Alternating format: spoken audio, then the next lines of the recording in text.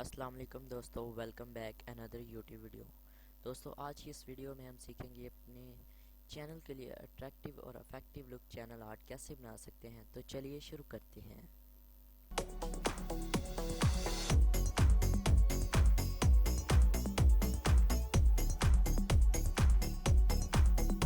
Okay, तो ये picture download होगी तो उसके बाद आपका नेक्स्ट स्टेप क्या होगा कि आपने इस पिक्चर को, जो कि आपके पास ये हो ऐसी शो होगी, इसको आपने अपने फ़ोटोशॉप में इसको ओपन कर लेना है। इसको ओपन करने के बाद ये हमने ओपन कर लिया है। इसके बाद आपने यहाँ से एक व्यू में जाना है और वहाँ से आपने रूलर को सिलेक्ट करना है। ये रूल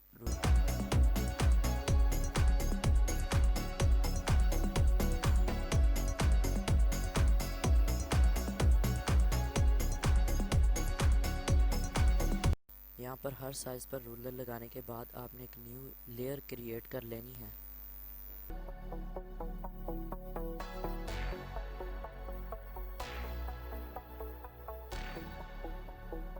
यहाँ पर एक शेप बनाने के बाद आपने एक और लेयर क्रिएट कर लेनी है, उसके ऊपर दूसरी शेप बनानी है। दोनों शेप्स बनाने के बाद आपने एक और लेयर क्रिएट कर लेनी है।